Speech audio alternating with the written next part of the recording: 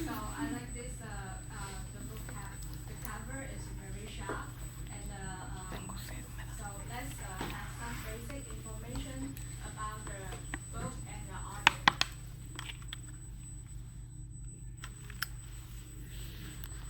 So the Power of Habit. The author's name is Charles Duhigg, and graduate from Harvard Business School and Yale University. And he is also a burning New York Times reporter. And this book was published in 2012. That means the information is very fresh and very close to our life now. And this book had reached the bestseller list for the New York Times last for 1 year and 3 months. Top sell, the bestseller. And also Amazon.com and US Today. So it's very valuable to read this book. So let's have a in-class survey to understand what is a habit. So how many using iPhone? Please raise your hand. iPhone 1, 2, oh, wow, half market. Okay, so we see iPhone since 2007 to 2018 totally have 21 models. I don't know which model you are using, but you're upgrading, right? So I don't think it's easy to switch iPhone to Android, but I'm the one who switched. Oh. Yeah. So after all, we can understand what is habit. Habit is you don't have phone, but later you have phone, and then you're using phone, and then you upgrade your phone, and then you switch phone. Maybe finally you don't use phone at all. Okay. So habit can be created, can be shaped, also can be changed. The next, we will welcome our team to bring all of us look deep into our book, The Power of Habit. Thank you.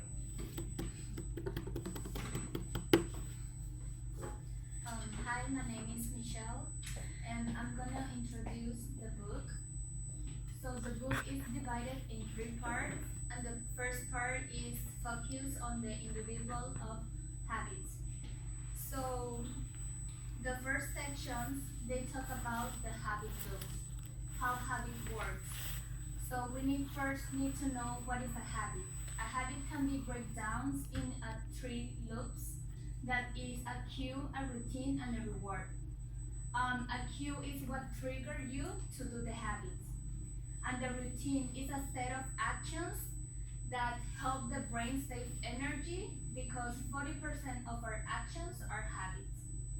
And the reward is the feeling of success. Here is an example. The cue is our cell phone.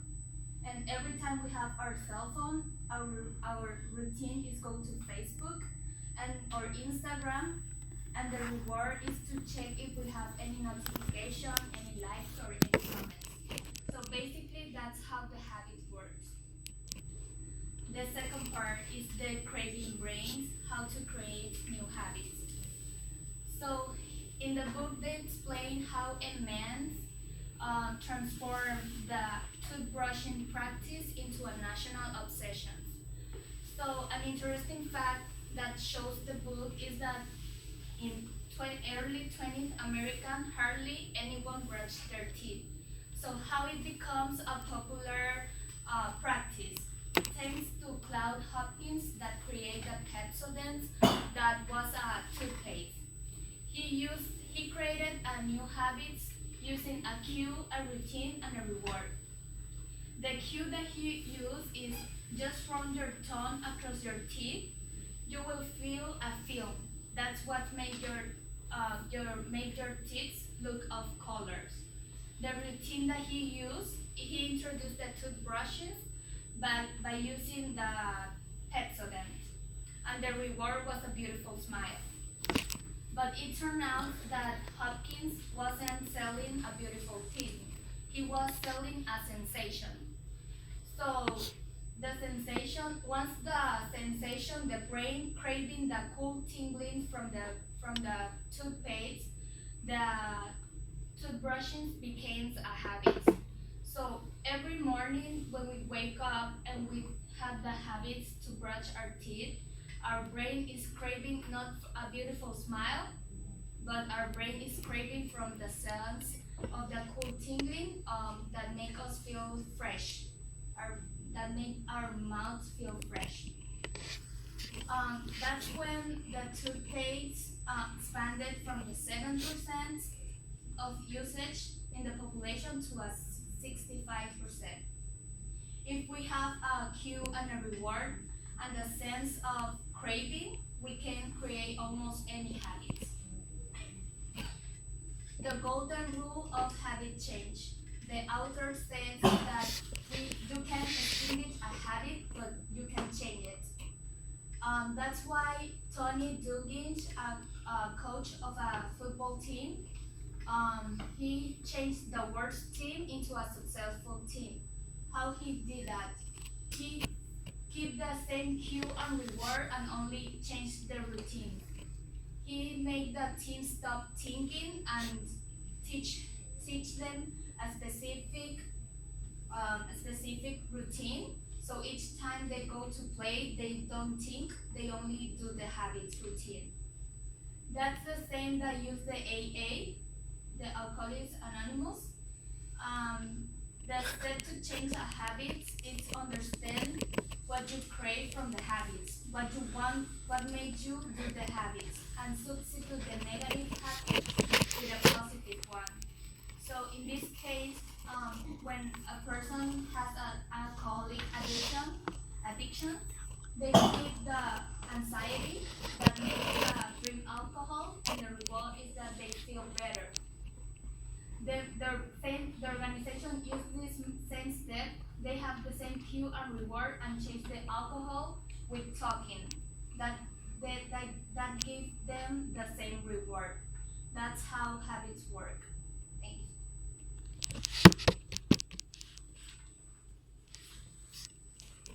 Hello, I'm Idrun. Marco and I will introduce part 2 of the book, The Habit of Successful Organization. You will know how famous companies run successfully. Let's first see some data. Alcoa is one of the largest aluminum companies in the world. Almost everything related to aluminum is manufactured by Alcoa. So how did Alcoa run successfully? The answer is a keystone habit. In 1987, Paul O'Neill had became the new CEO in Alcoa. He had the company focus on workers' safety. Whenever someone was injured, the unit president had to report to the CEO within 24 hours and present a plan to make sure the injury would never happen again. The unit president who embraced this policy got promoted. Gradually, every problem related to worker safety are solved promptly. In order to solve the problem promptly, other habits, other rules in the company are changed. Then the company ran more and more fluently. Finally, Alcoa became one of the best performing stocks in the Dow Jones Index and also became one of the safest companies in the world. This example shows us the power of the keystone habits. They have the power to start a chain of reactions, changing other habits. Do you know the most famous cafe store also use the keystone habit to run the company? Yes, Starbucks spends millions of dollars to train their employees to deliver the satisfied customer service by using a keystone habit, willpower. For example, when an angry customer was yelling because they got the wrong drink, the employee is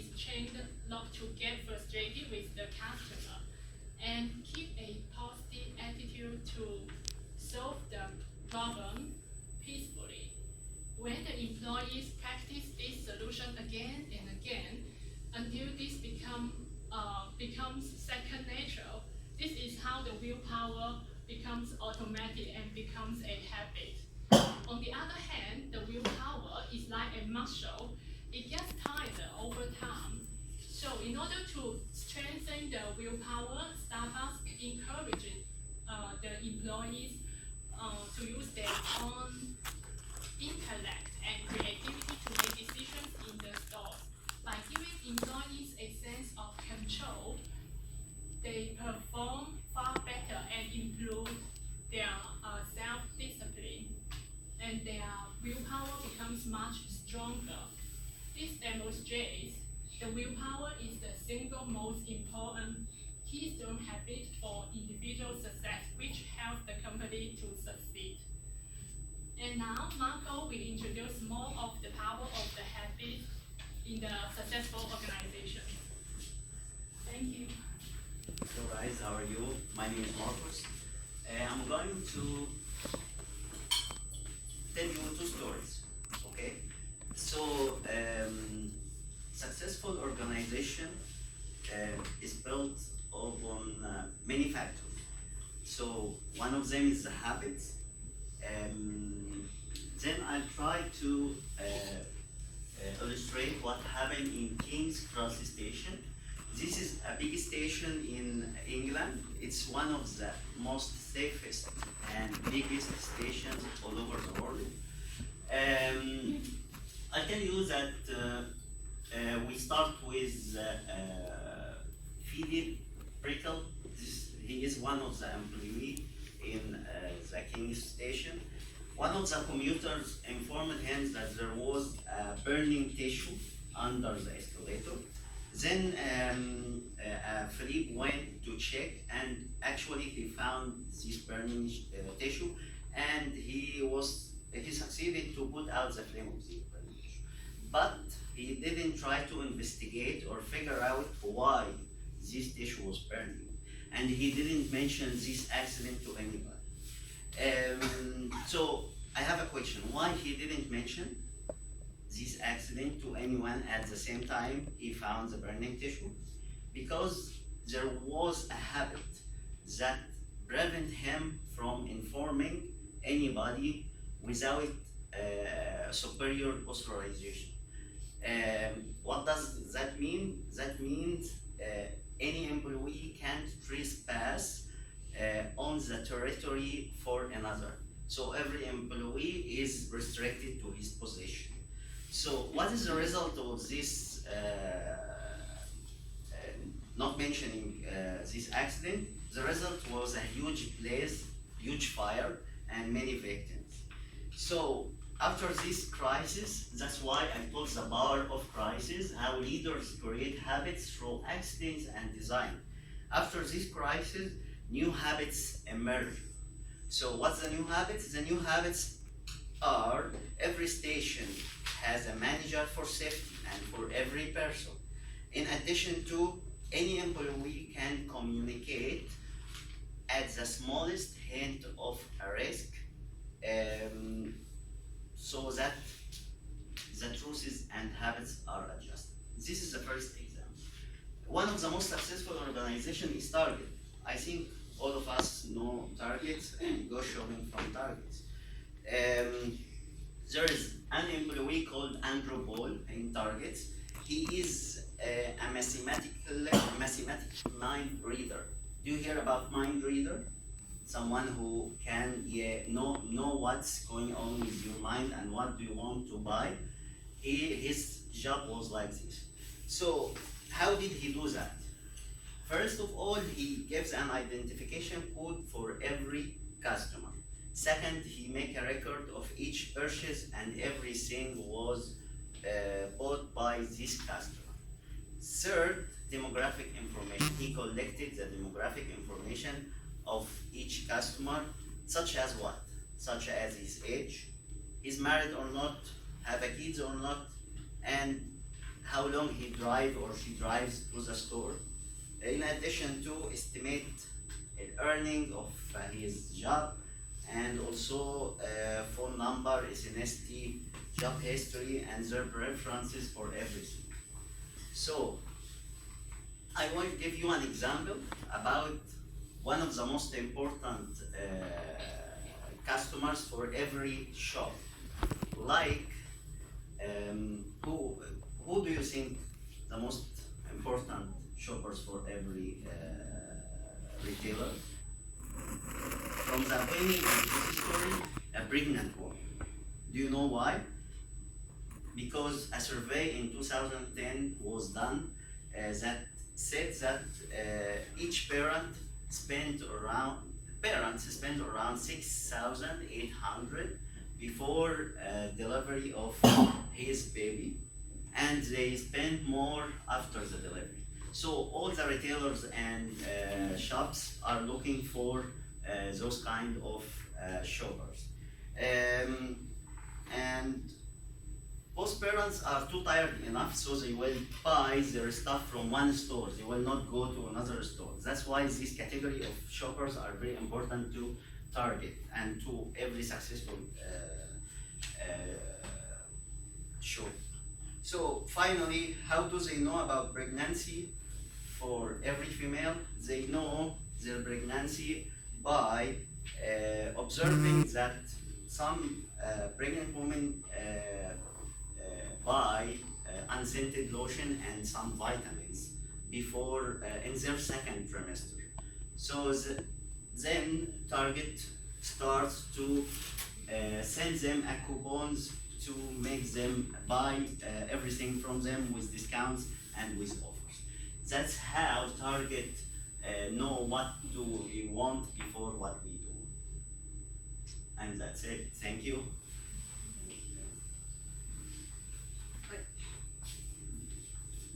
So my name is Patricia, and I'm going to explain the last part of the book, The Habit of Society. So I'm going to tell them a little bit of the story of the United States, and this is Rosa Parks and Martin Luther King. And the first part in 1955, there was segregation law that explained that in that time in the public transportation, they separate the black people from white people.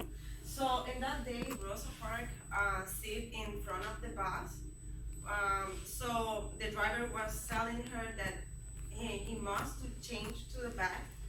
So she refused, and that is the reason that she was arrested. So in that time, she became a symbol of the civil rights movement. And why? Because she deeply involved in the community. That means that she was so friendly, and always she was in group like church, like charity, and religion, social meetings. So her friends helped her to start a boycott. And the time that she went to the court, nobody used the public transportation in that day. So the social movements often begin with a victim who suffer injustice, like being injured or discriminated against. So for in this kind of habit, the cue is a friend. The routine is help a friend, and the reward is happiness because the friend helped them. So to have a big social movement, it's help if the victim is well connected in the society. And it's the same with Martin Luther King, because a lot of people agree with them to change the civil right to black people. And the second part is the question is, how are we responsible for our habits? So I'm going to tell you guys two cases. The first is there was a woman. The name is Angie, and she didn't plan to be addicted to gambling, and she was a housewife. So in the time that she was born, and the whole family was outside of the house and the school, and she started to think to go to the casino. So basically, she started to go once a week, but eventually she she went every day. So she started with $15 playing, and then eventually she started was going up and down with $5,000 in hours. So basically, during the day, she lost everything. So she went to bankrupt. So in the time that she went to the court, the court said that it was responsible of that habit. And why? Because she didn't take any kind of measure to avoid this habit. For example, join groups like voluntary exclusions to be far of the casino. And the other one is the mother. Is a guy that is named Brian Thomas, and he was dreaming that he saw a guy on top of his wife. So in that dream, he went to that guy and shot the guy. But when he woke up, he had killed his wife. So Thomas had started sleepwalking, and the part of the brain that usually constitutes process behavior is asleep, but the part of the brain that had the habit was awake. So that's the reason that he killed his wife. So when he went to the court, they said that he wasn't, Thomas had not constitutionally commit a crime, so he wasn't not responsible for it. So basically, that is like, are we legally and morally responsible for our actions? So I don't know. So now we are going to have like a conclusions. Thank you. Hello everyone. My friend, they mostly talk about all the book, and we have 3 parts in the book, and they talk about it one by one. Maybe you understand, you get the main idea or not, but this book is written by Tauhid. Tauhid combined all the scientific researches, the illustration, stories with his own idea and personal experience in such a way that teach you how to understand your habits. Okay, the habit of most important thing in your life. You can be success if you just change your habit, or if you just get a new habit. So this book, the power of habit, helps you understand why habits are in everyday life, how it can be changed, and what impact that have on your life, your organization, and the society. So the main thing, the illustration that is developed by the neurologist, that is called the habit loop. That is 3 parts. One is cue, one is routine, and the last one is reward. So the habit work on these 3 parts. So the first thing, when you have some desire or the thing that trigger you to do something, whatever you do, like you play exercise, you do exercise, you go to gym, you go to movie, whatever you do, you eat a meal, dinner, whatever. So it is the cue for that thing, for that habit. And the routine is how you obtain. So the mind, the brain is automatically set. So how you obtain that thing. So the brain is know where to go, what to do. It's already fixed. And the reward is the pleasure, the satisfaction. So all the organization that my friend them talk about, the individual life. So in this book, there is a strategies, there is a practical example, stories of the people, the lab experiment. So if you want to understand your life, if you want to be a successful person, if you want to control your life, so you have to study this book and go through all the example or the research. And another thing that you can change your habit too. The bed, just like you don't need to change from the cue to the reward.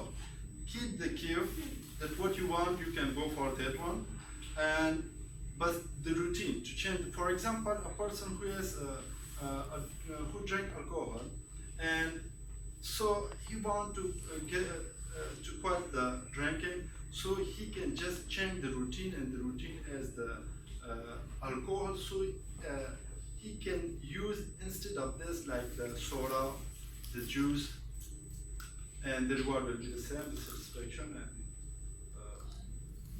so now we talk mostly about all the book, but we have no question. The question is, who is responsible for these habits, especially for the bad habit that we have? Who is responsible, such as gambling? So I'm going to ask about the question from my friend, that who is responsible for our habits, such as bad habits, such as gambling. So are we responsible for our gambling habit? Are we responsible for our bad habit, such as gambling? So we are like some people, they say that we are responsible. Some say we are not responsible. So we are going one by one. Marcus, Okay, what I'm do you going think? to say yes, we are responsible for our gambling habit because we are adult enough to differentiate between wrong and right, positive and negative. That's why we are responsible for our habits. If it's good habits or bad habits, and if it's a bad habits, yes, we are responsible. That's my opinion. We are so responsible. What do you think?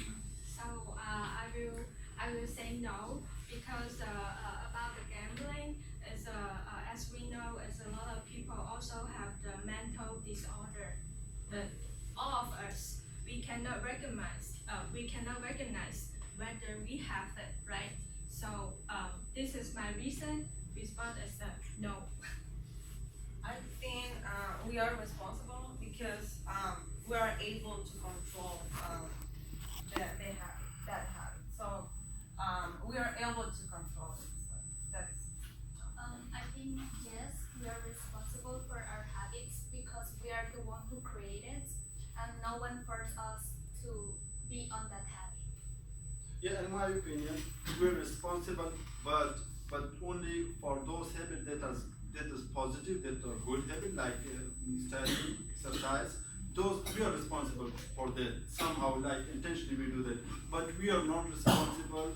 I think, in my opinion, we are not responsible for the gambling, for those bad habits, because most if you go and do a survey, so you will find that most people who get that habit, they will say that they get that from their friend and how he started. So definitely he will find his friend, his neighbor, and his surrounding. So I think that the society, that's the community, are the people, the group with whom you interact with and with whom you sitting and talking. So that they are responsible, the society and the environment.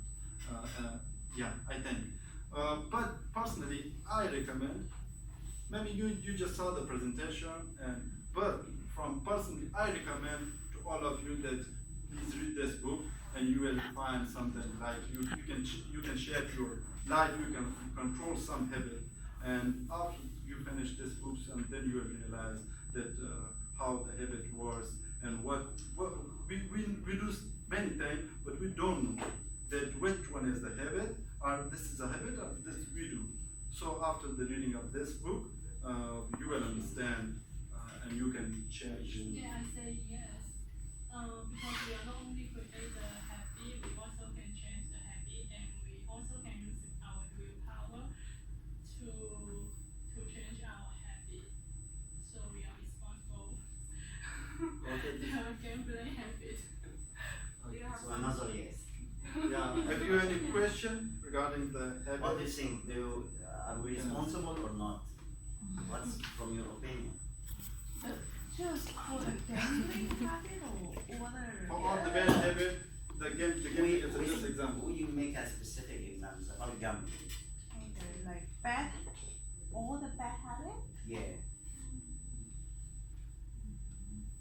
Yeah.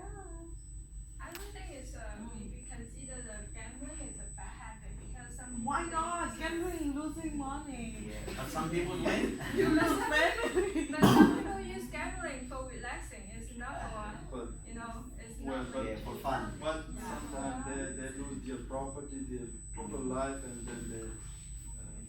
Well, you can treat gambling as like a game, but you're not addicted to it. Like, not consider is like a habit, so it would be better. Like, you just treat it as a game. So Yeah. To when have I fun. want, yeah. Yeah. Okay. Okay, so this will be our presentation Yeah. about the book, The Power of Habit. Thank you. Thank